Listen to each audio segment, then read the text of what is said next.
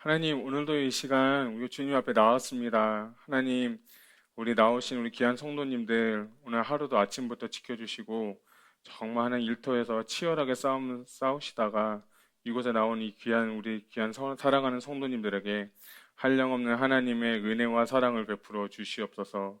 하나님, 오늘 우리 드려지는 예배가 그냥 형식적이고 습관적인 예배 드리고 싶지 않습니다. 하나님, 진짜 마지막이라는 마음을 가지고 은혜를 사모하며 임재를 사모하며 하나님의 영광을 구하는 이 시간 되게 하여 주시옵소서. 하나님, 성령님 하늘의 문을 여시고 이곳에 임재하여 주시옵소서. 역사하여 주시옵소서. 하나님, 정말 전하는 자 듣는 자 다 은혜 받게 하여 주시옵시고 사람의 생각이나 하나님 사람의 그 계획이 아니라 오직 하나님께서 주시고 싶은 이 장소에 우리 공동체에 이 시각에 주시는 귀한 하나님의 말씀을 전하기를 원하오니 주여 말씀하여 주시옵소서. 하나님께 모든 걸 맡깁니다. 예수님의 이름으로 기도드렸습니다. 아멘. 예, 할렐루야. 여기 모니터 조금만 내려주시면 좋겠습니다. 예, 제가 촌놈이라서요. 이렇게 마이크를 이렇게 하고 난 게 처음이에요. 제 처음이어서 지금 제가 여기에 잘 들리는지도 잘 모르겠고 모니터는 조금만 더 줄여주시면 감사하겠습니다. 잘 들리는데 예, 제가 지금 촌놈이라 좀 점점 떨고 있습니다, 지금. 예, 그래서 여러분 잘 들리세요? 예, 여러분만 잘 들리시면 됩니다. 예, 저는 괜찮고요. 예, 우리 옆 사람과 한번 인사해 봅시다. 반갑습니다. 예, 반갑습니다. 예, 예, 오늘 오신 여러분들 정말 환영하고 축복합니다. 오늘 정말 들려지는 말씀 통해서 여러분 은혜 받고 정말 하나님 만나고 돌아갈 수 있는 귀한 밤이 되셨으면 좋겠습니다. 자, 오늘은 이제 마가복음 1장 이제 마지막을 볼 텐데요. 1장 35절로부터 45절까지 말씀을 볼 텐데, 자, 오늘은 1장 35절부터 45절은 두 가지의 큰 사건이 있습니다. 첫 번째는 예수님께서 새벽 미명에 기도하신 일이고, 두 번째는 35절부터 45절까지 문둥병자를 치유하신 사건이 크게 두 가지의 이벤트가 있는 것을 볼 수가 있습니다. 특별히 저는 여러분들이 오늘 말씀 통해서 정말 하나님 예수님의 마음, 예수님이 어떻게 사역하셨는지를 볼 수 있기를 주님의 이름으로 축복합니다. 35절을 제가 먼저 보게면 새벽 아직도 밝기 전에 예수께서 일어나서 한적한 곳으로 가사 거기서 기도하시더니 라는 말씀으로 오늘 시작이 되는데, 자, 여러분 이 새벽이라는 시간이 언제냐면 새벽은 새벽 3시입니다.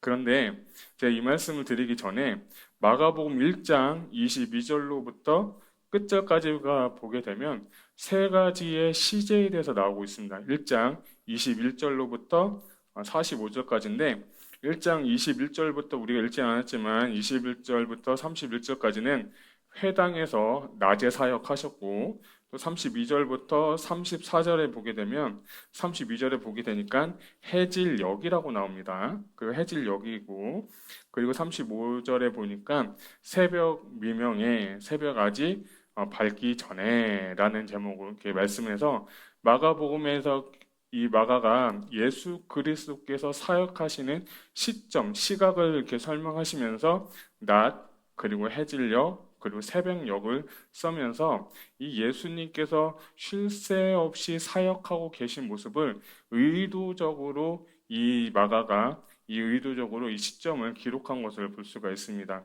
저는 이 말씀을 보면서 진짜 예수님의 사역이 이런 것이구나. 예수님은 정말 밤낮 없이 쉴 새 없이 정말 쉬는 시간이 없이 예수님은 그 땅을 다니면서 복음을 전하고 하나님 나라 확장하고 아프신 분들 치유해 주시고 하나님 나라 선포하면서 사역하시는 모습을 보면서 사랑하는 귀한 성도 여러분, 우리도 주님의 그 마음, 주님의 그 열정, 복음을 향한 하나님의 나라를 향한 그 열정이 여러분 가운데 있기를 축복합니다.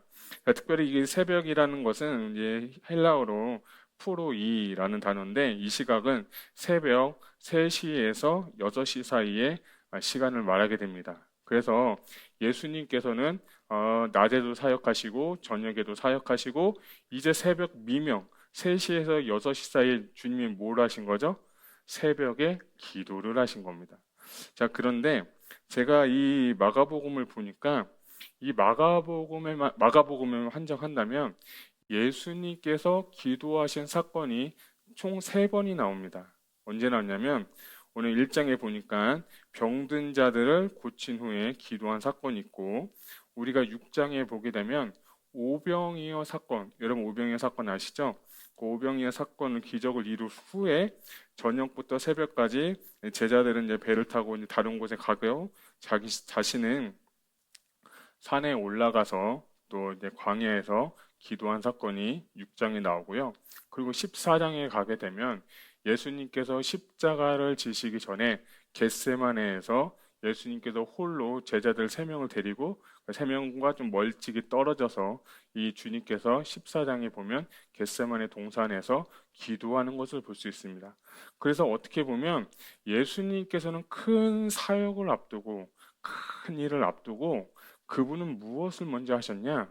기도를 먼저 하셨다는 거예요. 오늘 우리가 예수님의 사역을 배울 때 가장 중요한 건 뭐냐? 예수님은 신이시고 예수님은 하나님의 아들이고 예수님은 우리가 생각할 땐 굳이 기도가 필요 없으실 분인데 왜 주님은 이 1장과 6장과 14장에 가장 큰 일을 앞두고 왜 기도를 하셨을까요? 그리고 우리는 정말 예수님처럼 지금 기도의 삶을 살고 있는지 점검할 수 있는 저와 여러분 되시기를 주님의 이름으로 축복합니다. 중요한 건 새벽에 그 피곤한 몸을 이끌고도 주님이 그 새벽 3시에서 6시 사이에 하나님의 그 일을 앞두고 그가 간절하게 기도했을 것 같아요. 제가 말씀을 읽고 묵상하면서 주님이 무슨 기도를 하셨을까? 그런 생각을 해봤어요. 여러분 주님이 무슨 기도하셨을 것 같아요? 갑자기 어르셨네요. 예, 저도 지금 이 마이크가 처음이어서 지금 제가 엄청 지금 긴장하고 있는데 여러분 긴장하시면 안 됩니다. 자, 여러분 그 예수님이 이 새벽에 무슨 기도하셨을까? 그 6장에 그도 기도하셨고 14장에서는 겟세마네 동산에서 무슨 기도했는지는 유추가 가능하고 생각이 이제 되겠죠. 왜냐하면 십자가를 앞두고 있으시니까. 자, 그런데 예수님이 1장에 기도할 때 제가 생각할 때 예수님이 그날의 사역을 위해서 분명히 하나님이 기도를 시키셨을 것 같아요. 오늘은 누구를 만날 거야? 오늘은 네가 누구를 만나서 오늘 병 고침의 사역을 해야 되고 하나님 나라 선포해야 되고 가르치는 사역을 할 거야 하면서 주님께서 그 기도의 시간에 반드시 사역의 전략과 전술 또 주님께서 하나님께서 예수님한테 알려주실 거라고 저는 믿어요. 그래서 여러분 우리가 무슨 일을 할 때든지 간에 기도보다 앞서는 그런 삶이 안 되셨으면 좋겠습니다. 아멘. 여러분 기도는 정말로 100번, 10,000번, 1000번 수많이 강조를 해도 저는 지나치지 않다고 생각합니다. 여러분 기도하면 힘들고 어려워도 이길 힘을 하나님이 주십니다. 아멘. 예수님께서 이 기도의 모범을 보이셨다면 우리도 우리의 모든 삶의 영역 가운데 기도할 수 있기를 주님의 이름으로 축복합니다. 아멘. 자, 그런데 이 말씀을 보면서 이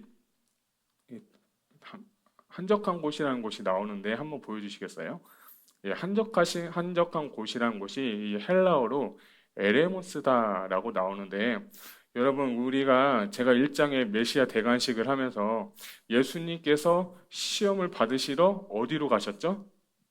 광야라는 곳을 가셨죠. 시험을 받으러 광야를 가셨는데 그 광야 제가 말씀드릴 때 히브리어로 미드바르라고 해서 전치사 M하고 다바르 해가지고 광야를 말했는데 이 그때 쓰여졌던 광야라는 헬라어 단어는 제가 안 가르쳐 드렸어요. 근데 오늘에 보니까 여기서 주님이 어디를 가셨냐면 한적한 곳이라는 곳을 갔는데 그때 쓰여졌던 단어가 헬라어로 에레모스고 에레모스의 뜻이 뭐냐? 광야예요. 그러니까 예수님이 광야에서 시험 받으시는데 그리고 나서 훈련 받으시고 시험 이기신 후에 사역을 하시고 그가 또 다시 기도하러 간 곳이 어디냐면 광야를 가는 거예요. 그러니까 제 이 부분 말씀 보면서 개인적으로 참 은혜가 된 게 뭐냐면 야 예수님이 굳이 기도 안 하셔도 되는데 예수님이 다시 어디를 간 거예요? 광야에 가서 한적한 곳에 가서 주님이 하나님과 1대1의 관계 가운데서 하나님께 기도한 거예요. 여러분, 진짜 기도는 1대1 나와 하나님과 1대1의 그 기도가 진짜 기도인 줄 여러분 아셨으면 좋겠어요. 그 시간 가운데 주님은 여러분의 눈물을 보시고 여러분의 기도를 듣고 계시는 것입니다. 특별히 광야라는 곳은 어디입니까? 훈련받는 장소입니다. 광야라는 곳은 우리의 자아가 깨어지고 내 자아가 성령에 의해서 다시 세움을 받는 곳이고, 광야라는 것은 하나님께서 연단하는 시간 가운데 히브리어적 관점으로 보면 말씀이 열리는 곳이고, 오늘 헬라어적 에레모스라는 곳은 그가 하나님 앞에 예배하며 기도하는 것을 또한 의미할 수 있겠습니다. 그래서 중요한 건 여러분들이 기도를 할 때 어디 가서 기도해야 된다? 광야에 가서 기도해야 된다. 그런데 이제 마태복음에 보면 이런 말씀이 있어요. 마태복음 6장 6절 같이 읽겠습니다. 시작. 너는 기도할 때에 내 골방에 들어가 문을 닫고 은밀한 중에 계신 내 아버지께 기도하라. 은밀한 중에 보시는 내 아버지께서 갚으시리라. 아멘. 마태복음 6장 6절에 보니까 너는 기도할 때 어딜 들어가라고요? 골방에 들어가는 거예요. 그러니까 예수님은 기도를 하러 오는 마가복음은 광야에 들어가고 한적한 곳에 갔다면, 마태복음의 입장에서는 이제 너희가 어디에 가야 된다? 골방에 들어가야 된다는 거예요. 그런데 골방에 들어가서 문을 닫고 하나님과 나 사이의 1대1의 관계 가운데 기도할 때 은밀한 중에 보시고 은밀한 중에 계신 그 하나님이 우리의 기도를 다 듣고 계신다는 거예요. 여러분, 우리가 이렇게 모여 있을 때는 기도가 잘 됩니다. 너무 잘 되죠? 그런데 여러분이 집으로 가시거나 혹은 혼자 교회 홀로 계실 때 기도는 여러분 어떻습니까? 많이 있을 때는 기도가 잘 될 수도 있어요. 물론 안 될 수도 있지만, 혼자 있을 때 기도, 광야에서 기도, 하나님과 골방에서 1대1의 그 만남 가운데 기도의 문이 열리기를 주님의 이름으로 축복합니다. 아멘. 그 기도 가운데 하나님은 역사하시고, 그 기도 가운데 주님은 내 기도 듣고 계시고 은밀한 중에 보시는 그분께서 내 기도 정말 들어주실 거라 저는 믿어요. 그래서 이 예수님께서는 일부러 한적한 곳을 가신 이유는 사람의 방해를 받지 않고 하나님과 1대1의 관계 가운데 정말 하나님과 깊은 교제를 위해서 간 거예요. 언제 어디가 중요한 것이 아니라 사람과 방해받지 않는 그 장소에서 나와 주님과의 그 깊은 친밀감과 깊은 그 교제를 위해서 골방에 들어가서 기도하셨고, 오늘 주님은 한적한 곳으로 가서 기도했어요. 참 저는 이 주님의 모습을 보면서 참 대단하다고 느낀 게, 우리가 읽지는 않았지만 우리가 21절부터 이제 주님이 제자를 뽑으시고 이제 사람들을 모으고 치유하고 막 기도하고 기적이 일어나서 예수님의 소문이 일어나서 이제는 와 진짜 예수님의 이름이 막 퍼지니까 사역하면서 바쁠 줄 알았어요. 그런데 주님은 그 사람들한테 있는 게 중요한 게 아니라 당신의 포커스가 물론 이 복음을 전하고 구원하고 하나님 나라 확장하는 것이 너무 중요한 포커스지만, 그럼에도 불구하고 더 중요한 포커스를 하나 알았는데 그게 뭐냐면 주님과의 관계라는 걸 깨달았어요. 나의 사역의 모든 원천, 나의 사역의 모든 근원은 주님과의 관계로부터 시작된다는 겁니다. 여러분, 주님과의 관계는 여러분 어떠십니까? 기도하는 사람이 주님과 가까운 사람이에요. 기도하는 사람이 주님과 친밀한 사람이에요. 왜냐? 하나님께서 그에게 감동을 주시고 그에게 또 음성도 들려주시고 그분에게 또 말씀도 주시기 때문에 그 말씀을 붙잡고 기도하고 또 사역을 하고 하나님의 일을 하고 가정을 하고 우리가 또 비즈니스의 일을 할 때 하나님은 놀라운 역사를 일으켜주는 줄 여러분 믿으시길 바랍니다. 아멘. 자, 그래서 36절 한번 보면 시몬과 및 그와 함께 있는 자들이 예수의 뒤를 따라가 만나서 이르되 모든 사람이 주를 찾나이다. 이제 기도하는 예수님한테 가서 예수님 지금 기도할 때가 아니에요. 지금 많은 사람들이 새벽 미명이지만 주님 앞에 나와서 치유받기 위해서 병 고침 받고 싶어서 문제 해결받고 싶어서 이렇게 합니다. 여기서 주님 그렇게 할 때가 아니에요라고 이 예수님께 제자들 얘기하니까 주님 뭐라 말씀하십니까? 38절 우리가 다른 가까운 마을로 가자. 거기서도 전도하리니 내가 이를 위하여 왔노라. 이에 온 갈릴리에 다니시며 그들이 여러 회당에서 전도하시고 또 귀신들을 내쫓으시더라. 아멘. 그러니까 주님은 한 곳에 계신 게 아니에요. 이곳에서만 있는 게 아니라 모든 사람, 온 갈릴리 지역에 가서 복음을 전파하시고 하나님 나라 확장을 위해서 쓰임 받고 또한 전도하고 그 귀신들을 내쫓으시면서 하나님의 나라의 확장을 일으킨 분이 누구냐? 바로 예수 그리스도예요. 아멘. 여러분, 저는 이 말씀을 여러분 도전의 말씀으로 받았으면 좋겠습니다. 그것은 뭐냐면 우리 교회, 우리 지역, 내 가정, 내 비즈니스 이게 아니라 정말 이 바운더리를 깨트려 버리고 주님은 피곤하지만 정말 힘들었지만 밤낮 눈코 뜰 새 없이 온 갈릴리에 다니면서 복음을 전하신 분이라면 우리도 나에 있는 바운드를 깨트려서 여러분 그것을 확장할 수 있기를 주님의 이름으로 축복합니다. 아멘. 이제는 정말 중요한 건 이 시점에 우리가 배워야 될 것은 바운더리를 깨셔야 돼요. 여러분이 입고 있는 그 바운더리를 깨지 못하면요, 우리는요 축소가 될 것입니다. 주님은 그것을 알고 여기 있는 사람들도 중요하지만 피곤하지만 몸을 이끌고 다른 온 갈릴리 지역에 가서 정말 전도하시고 귀신을 내쫓는 역사가 주님의 사역이었다는 거예요. 그래서 우리는 정말 이 편협한 생각을 버리시고 정말 주님의 마음으로 넓은 자들에게 복음을 전할 수 있기를 주님의 이름으로 축복합니다. 아멘. 40절부터 45절은 이제 납병 환자가 이제 깨끗하게 되는 사건인데 평행 구절을 먼저 말씀드리면 마태복음 8장 1절에서 4절 그리고 누가복음 5장 12절에부터 16절에 이 납병 사건이 동일하게 마태복음, 마가복음 그리고 누가복음에 기록이 되어 있습니다. 그만큼 중요한 사건이라고도 볼 수 있겠죠.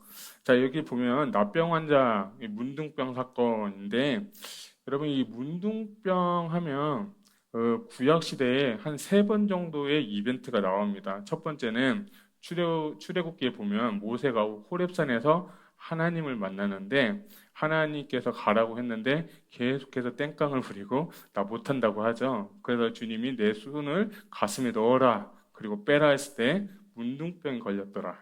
그게 첫 번째 문둥병의 사건이고 또한 이제 출애굽한 이스라엘 백성 가운데 미리암이 모세한테 대적을 하다가 이 문둥병이 걸려서 진영 바깥으로 나가게 된 사건이 있었고요.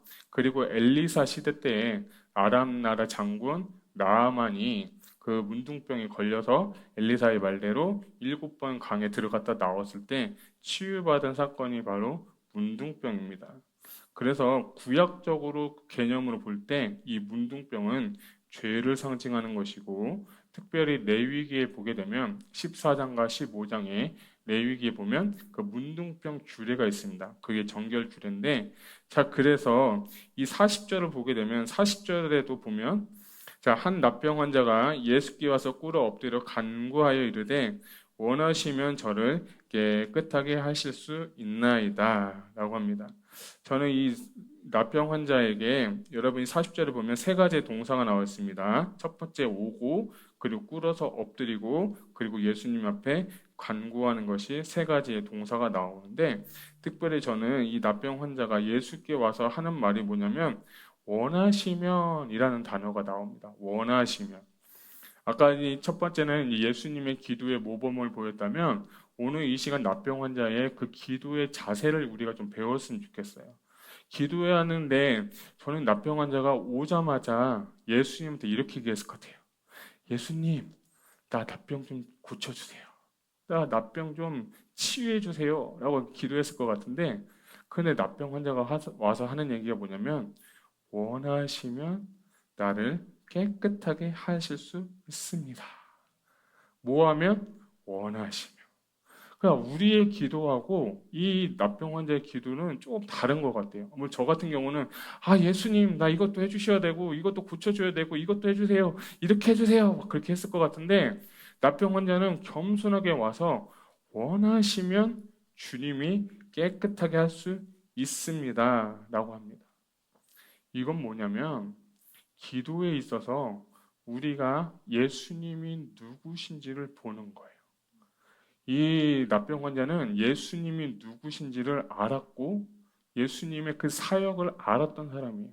그 말씀은 뭐냐면 예수님은 이 땅에 정말 왕이고 이 땅에 정말 치료자도 오시고 메시아로 오셨는데 그 섭리와 그 주권 가운데 물론 우리가 기도하고 치유해달라고 할 수 있지만 그럼에도 불구하고 주님께서 원하셔야 내가 치유받는다는 것을 알았던 거예요. 그러니까 저는 이 단어가 참 생소했어요. 원하시면. 그러니까 저도 기도를 조금 해봤는데 기도할 때 원하시면은 단어를 제가 써본 적은 별로 없는 것 같아요. 그 원하시면 깨끗하게 될 수 있습니다. 주님 한번 원해 주세요. 주님 한번 도와주세요 하면서 겸손한 거예요. 그분은 병 고치는 능력이 있고 지금 당장 자신을 치유할 수 있는 그 메시아로 보면서 그가 믿음을 가지고 주님 앞에 나와서 고백한 거예요. 여러분, 우리도 기도할 때 이 문둥병자처럼 한번 겸손하게 고백할 수 있기를 주님의 이름으로 축복합니다. 아멘. 41절 중반부를 보면 내가 원하노니 깨끗함을 받으라 라고 하면서 주님이 그 마음을 듣고 깨끗함을 받았다는 거예요. 그러니까 주님이 원하셔야 기도의 응답이 일어날 수도 있는 거예요. 그래서 여러분 기도할 때 여러분 응답 다 받으세요? 아니죠. 저는 다 받았어요. 시간이 걸렸을 뿐이지. 뭐 저렇게 신령한 사람은 아니지만 어쨌든 여러분 반드시 기도의 응답은 받습니다. 아멘. 시간이 걸릴 뿐입니다. 그러니까 제가 맞는 얘기인데 한번 따라해봅시다. 기도의 응답은 목적이다. 죄송합니다. 기도의 목적은 응답이다. 네, 기도하면 응답 다 받게 돼 있습니다. 근데 시간이 걸리고요. 내 때에 안 이루어질 수도 있는 게 문제일 뿐이지 그 기도는 반드시 이루어집니다. 그런데 중요한 건 오늘 우리가 한 가지만 더 첨가할 것은 무엇이냐면 원하시면 주님께서 이루어 주신다. 혹은 주님께서 원치 않으셔서 내 기도에 응답하지 않을지라도 나는 그래도 주님을 믿고 주님을 따르겠습니다. 여러분 문제 많으시죠? 또 어려움도 많으시죠? 그런데 여러분 혹시 기도의 응답이 일어나지 않을 때 그러면 여러분 예수님 떠날 겁니까? 아니라는 분도 계시고 저 같은 사람은 네라고 할 거고요. 왜냐하면 이게 진짜 간절하게 기도를 했는데 응답이 때로는 안 될 때도 있더라고요. 그때 참 낙심도 되고 그때 참 어렵기도 한데 그럴 때 성도님들 중에 많은 분들이 좀 이렇게 교회를 이렇게 실족해 하셔서 교회를 떠나신 분들을 좀 많이 봤어요. 여러분, 주님은 우리의 기도 다 응답하시지만 때로 응답하시지 않을 때도 있는 거예요. 근데 주님은 그게 다 계획이 있고 다 섭리가 있는 거예요. 그래서 여러분 저는 여러분들이 이 원하시면 단어에 주님의 그 섭리, 주님의 주권, 그 주님의 그 손길을 인정할 수 있기를 주님의 이름으로 축복합니다. 아멘. 내 뜻대로, 내 방법대로, 내 계획대로 이게 안 된다고 해서 승질낼 필요가 없는 거예요. 그렇지만 이 문둥병자는 원하시면 단어를 가지고 주님 앞에 겸손하게 나왔어요. 그 당시에 문둥병자는 어떻게 살았습니까? 격리돼서 살았습니다. 무시받으며 살았습니다. 그가 수많은 군중들이 몰려있는 그곳에서 예수님한테 간다는 것 그 자체가 이 사람한테는 대단한 도전이었어요.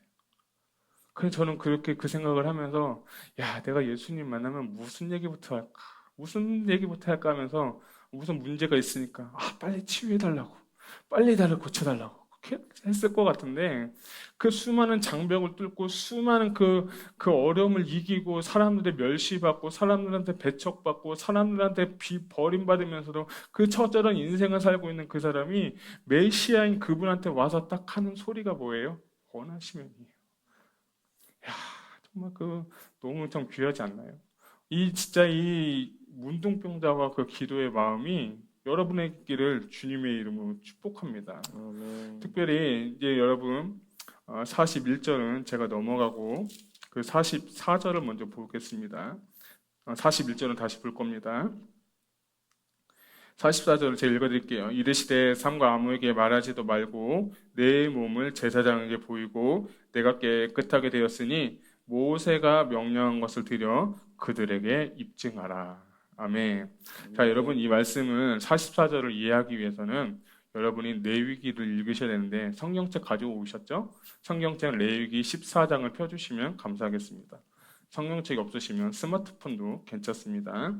제가 가지고 성경은 구약성경 166쪽입니다. 14장 제가 1절부터 한 번씩 이렇게 보도록 하겠습니다. 오늘의 말씀 키포인트는 바로 이것입니다. 자, 아까 말씀드린 것처럼 14장과 15장에 보면 제 13장과 14장이죠. 예.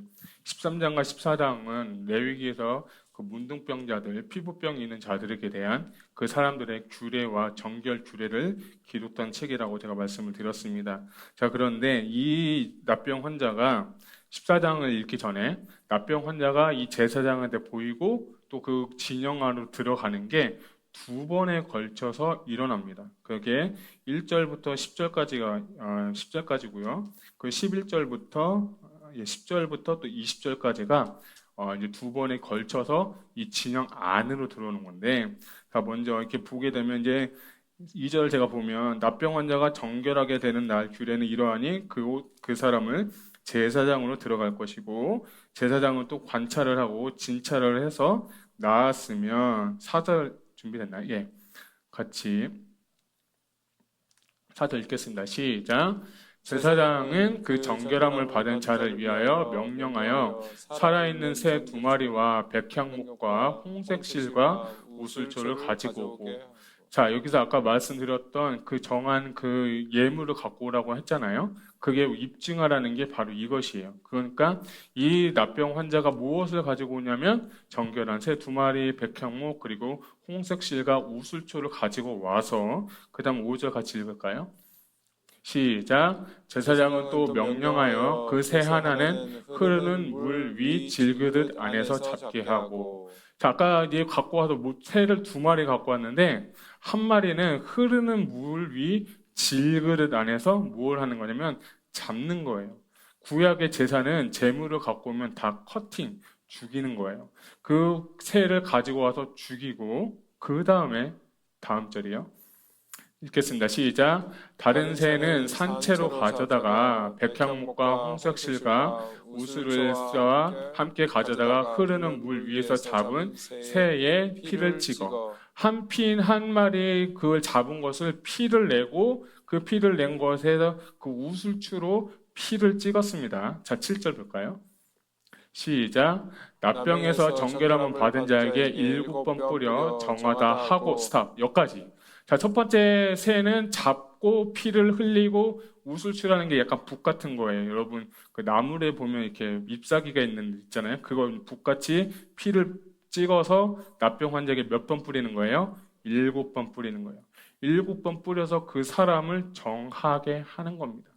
자, 그런데 이게 중요한 건 뭐냐면 이게 예수 그리스도의 십자가의 사역인 거예요. 예수 십자가의 사역으로 주님의 보혈을 뿌려서 이를 정결케 하고 거룩하게 합니다. 그래서 첫 번째 새는 예수님의 십자가 사역을 의미합니다. 자, 그 다음 두 번째. 죄송합니다. 예, 7절. 예. 그 살아있는 새는 들에서 놓을지어다. 자, 한 마리는 죽었고요. 한 마리는 어떻게 했어요, 지금? 날려버렸어요. 이건 뭘 의미할까요? 부활을 의미하는 겁니다. 그러니까 이 레위기 14장에서 이 새가 한 마리 새가 죽고 한 마리 새가 살아난다는 것은 십자가에서 죽음과 예수 그리스도의 부활을 의미하는 겁니다. 이 납병 환자가 단순하게 병 고침 받는 게 아니라 이제는 십자가에서 죽고 내 죄 사함 받을 뿐만 아니라 뭐까지 일어난 거예요? 부활까지도 일어난 거예요. 자, 그 다음 보시죠. 그 다음 자, 읽겠습니다. 시작. 정결함을 받는 자는 그의 옷을 빨고 모든 털을 밀고 물로 몸을 씻을 것이라. 그리하면 정하리니 그 후에 진영에 들어올 곳이나 자기 장막밭에 이레를 머물 것이요. 자, 근데 여기서 이제 중요한 건 이들이 정결한 예물을 갖고 와서 두 마리 새를 잡고 한 마리는 날리고 바로 그 성막 진영 회막 안으로 들어오는 게 아니라 이래 동안 그 회막 밖에서 기다리는 거예요. 이래 동안 기다리는 것까지가 첫 번째 정결 예식입니다. 자, 그 다음에는 이제 넘겨서 14장 14절로 한번 가볼까요? 맞네, 다음. 네, 읽겠습니다. 들어온 다음에 시작. 제사장은 그 속건제물의 피를 취하여 정결함을 받은 자의 오른쪽 깃뿌리와 오른쪽 엄지손가락과 오른지 엄지발가락에 바를 것이요. 자, 아까 첫 번째 규례는 회막 밖에서 했습니다. 지금부터는 회막 안으로 들어와서 그들이 양을 갖고 와서 피를 내고 제사장이 그 피를 받아서 어떻게 했죠? 오른쪽 깃뿌리, 오른쪽 손가락, 오른쪽 엄지발가락에 바르는데 바르면서 제사장이 뭐라고 하냐면 너는 내 것이다. 너는 내 것이다. 그 오른쪽 엄지발가락도 너는 내 것이다.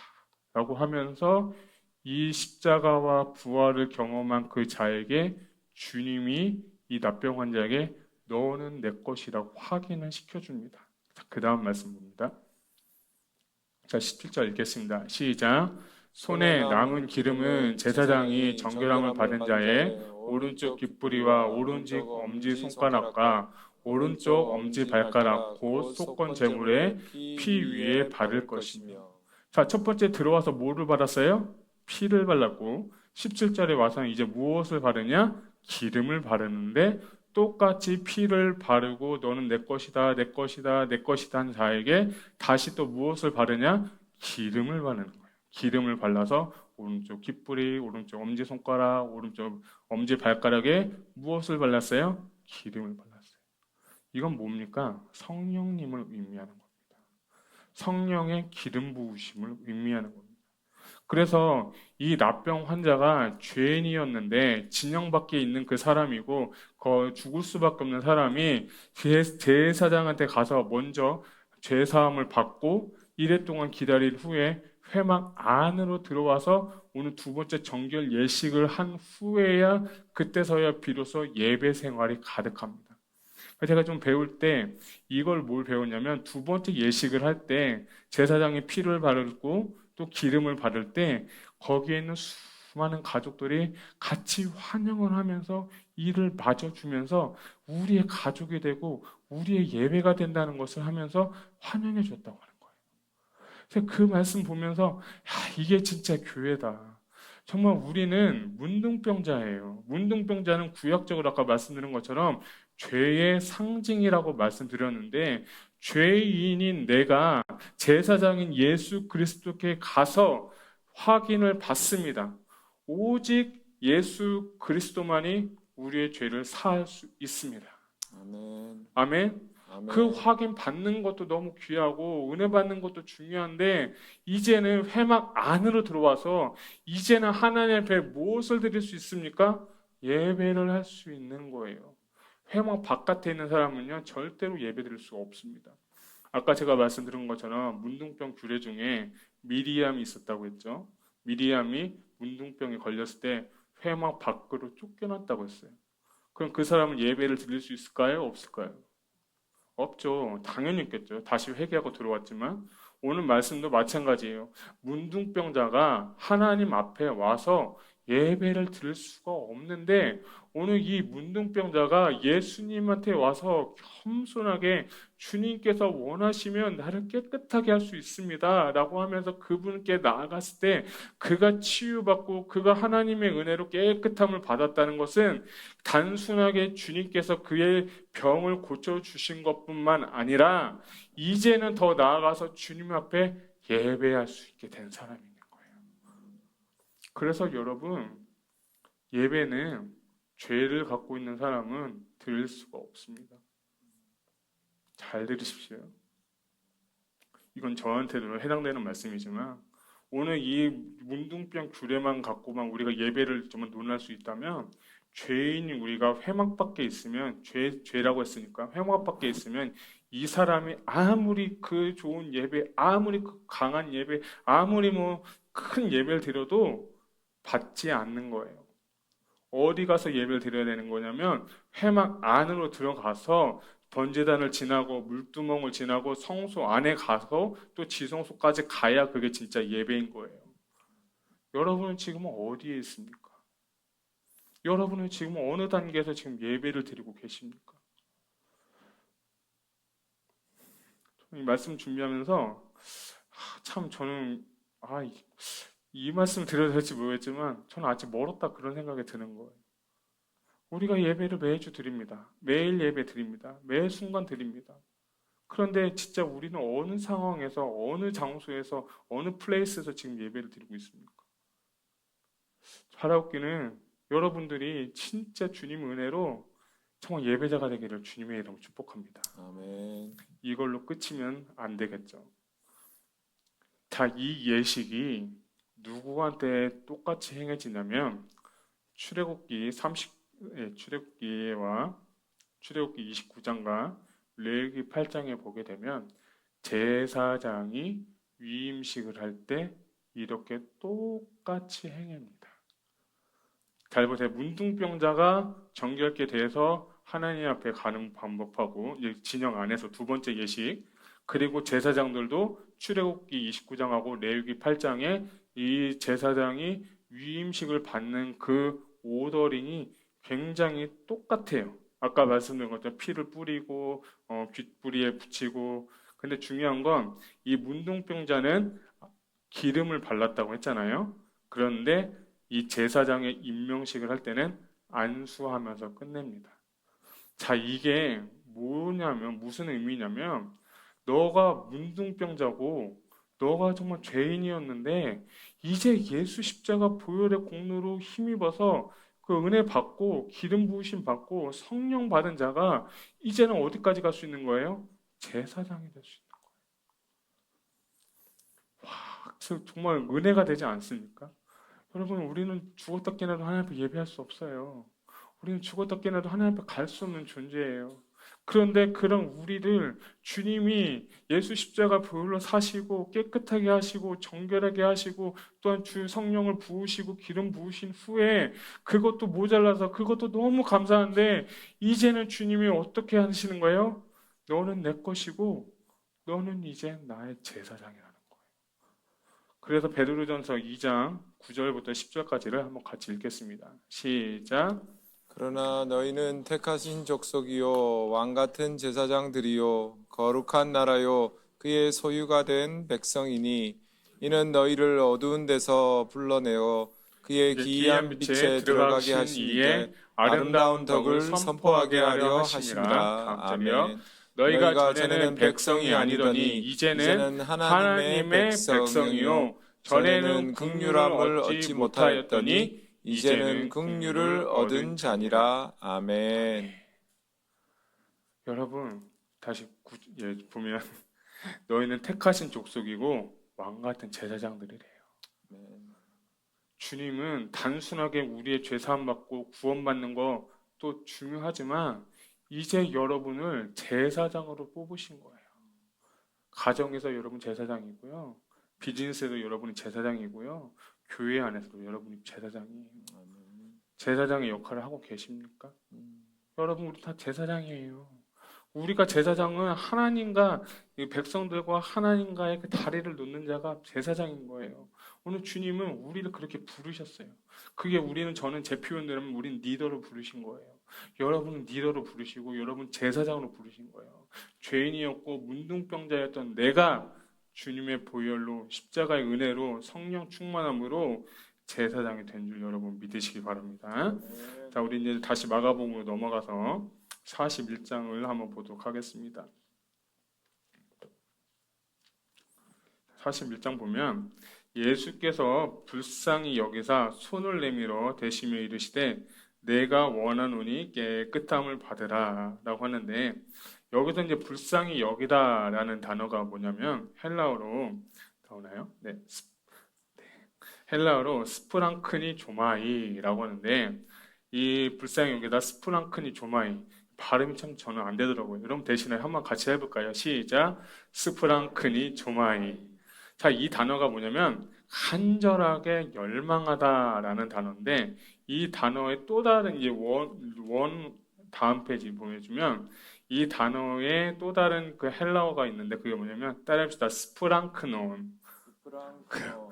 예, 스프랑크논인데 이게 원래대로 하면 내장이라는 의미를 갖고 있고 의미를 좀 함축적인 의미는 동정 또는 애정이라는 것이 바로 스프랑크논인데 오늘 어쨌든 불쌍히 여기사라는 거는 스프랑크니 조마이라는 단어인데 이 단어가 언제 쓰였는지가 되게 재밌어요.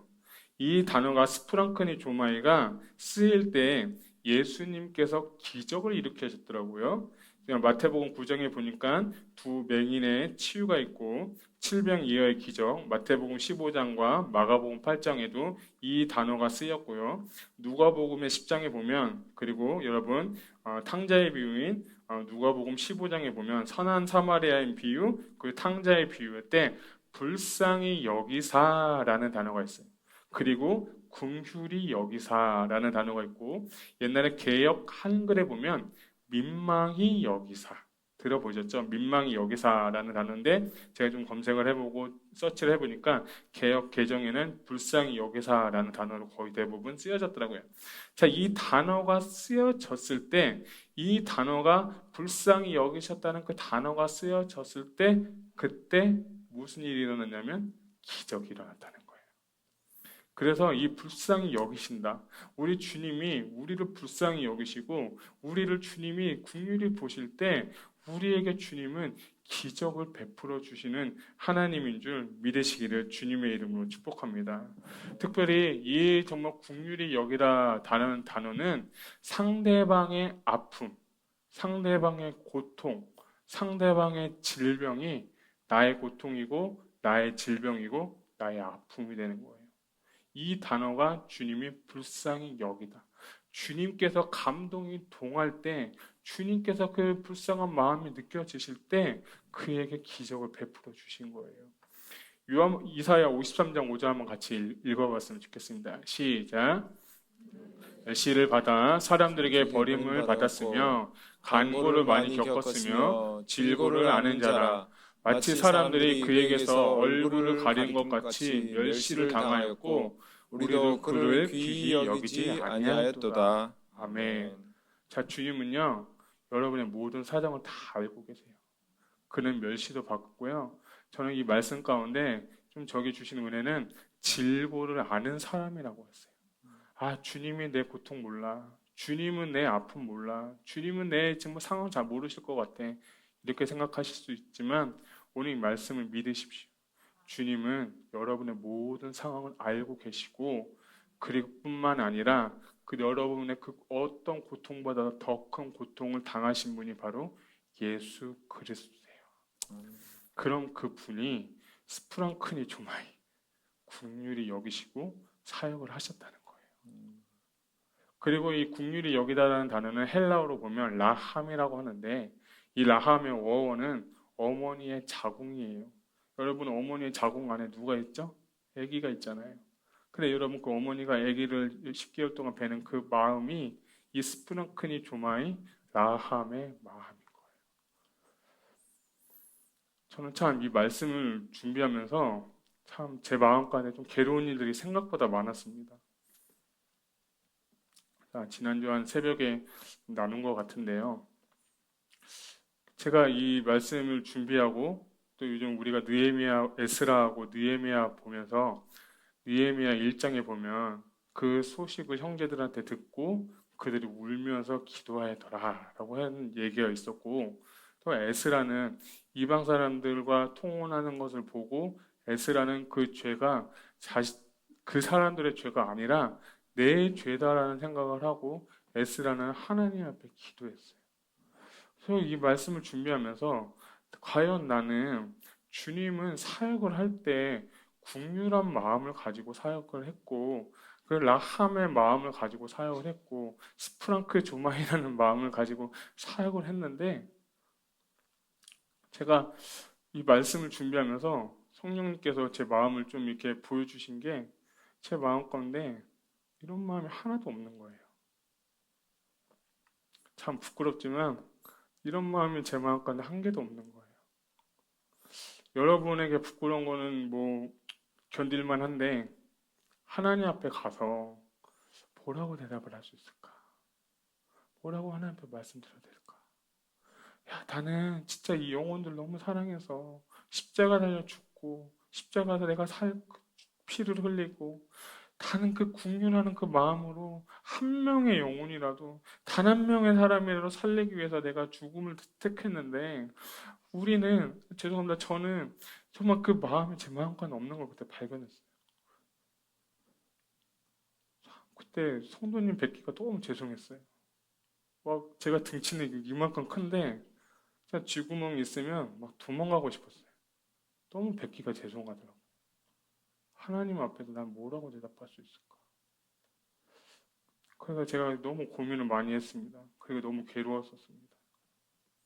그래서 제가 사역을 그만둬야 되나? 진짜 그렇게 했어요. 그런 마음으로 사역해도 이 국률한 마음을 가지고 사역을 해도 열매가 맺힐까 말까고 그런 마음을 가지고 하나님의 일을 해도 하나님께서 기뻐하실까 말까인데 그런 마음 없이 하나님 앞에서 형식적이고 그냥 목회자고 그냥 사역자로서 서는 모습에 너무 죄송하더라고요. 여러분, 사람은 속일 수 있어도요, 하나님은 속일 수 없습니다. 하나님 다 알고 계십니다. 하나님은 중심을 보시는 분이고 나의 모든 생각까지도 다 알고 계시고 감찰하시는 분이세요. 근데 주님께 너무 감사했어요. 그래서 제가 기도했어요. 하나님, 저도 이렇게 국률한 마음을 주세요. 저도 이렇게 국률한 마음을 주세요. 혹시 주님이 주셨던 그 마음이 저한테도 좀 오면 저도 그 마음을 사역하고 싶습니다. 그 마음을 사역할 수도 저를 좀 불쌍히 여겨달라고 제가 기도했습니다. 그러면서 주님 하시는 말씀이 내 이웃을 내 몸과 같이 사랑하라. 그런 마음이 생각했어요. 너무 쉬운 말씀이죠. 근데 저는 그게 저한테는 되게 뭐랄까요. 신선한 그런 말씀이었어요. 저는 이렇게 해석했어요. 우리 성도님의 가정이 내 가정이고 성도님의 자녀가 내 자녀고 성도님의 자녀가 내 자녀고 성도님의 형제가 내 형제고 성도님의 부모님이 내 부모님이고 여러분 근데요 그거는요 되게 뭐랄까 바운더리잖아요. 우리는 다 가족 아니겠습니까? 가족 아니에요? 우리 다 한 가족이잖아요. 가족한테는요 뭘 그렇게 그러면 뭐 가족이 잘못한다고 막 뭐 편가르고 막 그러나요? 제 표현대로 이해하십시오. 이 새끼가 잘못해도 내 새끼예요 그냥. 이 새끼가 잘못해도 그냥 내 새끼예요 그냥. 근데 주님은 너가 맡고 있는 그 사람, 안 믿는 영혼들, 네가 맡고 있는 구역의 그 자식들이 네 새끼면 네가 그렇게 기도하겠냐? 그런 마음을 주시더라고. 그런 마음 없었어요. 그래서 제가 기도했어요. 그러면 내가 나에게 맡겨주신 분들에게 기도 더 많이 해야겠다. 혹여나 내가 그런 상황이 오면 내 부모님처럼, 내 형제처럼, 내 자녀처럼 해야겠다. 그러고 나니까 막 전화가 와요. 그리고 문자가 오고 카톡이 와요. 무슨 일이 생겼어요? 무슨 일이 생겼어요? 무슨 일이 생겼어요? 그래서 제가 그냥 갔어요. 가기도 하고 못 가시는 분들은 전화 드리고 또 전화도 안 되시는 분들은 카톡도 드리고 오늘 저는 여러분들이 이 마음이 회복되기를 주님의 이름 축복합니다. 아멘. 여러분 왜 봉사하십니까? 왜 사역하십니까? 남한테 보이려고요? 내가 직분이 있으니까요? 다 필요 없습니다. 죄송하지만 진짜 그거 필요 없어요. 하나님 앞에 가서는 너 뭐 하다 냐고 물어봤을 때 제가요 그냥 이걸 해서요 목사라서 이렇게 하고 왔어요. 근데 너는 그 뭐 하고 왔어? 너 이런 마음도 없이 그냥 했잖아. 주님 앞에서는요 속일 수가 없는 거예요. 저도 목회자로서 할 수 있을 것 같아요. 조금 해봤으니까. 근데 여러분 하나님은 속일 수가 없어요. 그게 너무 죄송했어요. 너무 하나님 앞에, 성도들 앞에 내가 이런 마음으로 사역하다가 어느 순간 하나님이 부르시면 참 끝나겠구나. 그 생각을 해봤습니다. 여러분 정말 그 이 마음이 부어지기를 주님의 이름으로 축복합니다. 아멘. 정말 이 마음이 있어야 돼요. 이 마음이 있어도 사역이 될까 말까라니까요. 진짜로요. 또 하나의 메시지는 문둥병자입니다. 여러분 문둥병자를 아십니까? 문둥병자는 신경이 마비가 돼가지고 코가 헐고 손이 헐고 이렇게 여러분 설명은 안 해서 다 아시죠? 그런데요 피지컬리 보이는 문둥병자는 괜찮아요. 왜냐하면 자기가 문둥병에 걸린 걸 알고 치료받기 위해서 어떻게든 애쓸 수 있기 때문이에요. 그런데 진짜 중요한 게 뭔지 아세요? 영적인 문둥병자가 더 중요한 거예요. 내가 문둥병에 걸렸는데 걸렸는지도 모르고 사시는 분들이 너무 많다는 거예요.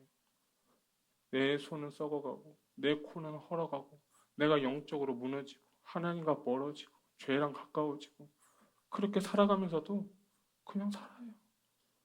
신앙생활하고 직분생활하고 교회생활하고 사역하고 여러분 지금 어떻습니까? 여러분의 영적 상태는 지금 어떻습니까? 우리 지금 그렇게 살고 있지 않습니까? 주님은 그거 원치 않은 거예요.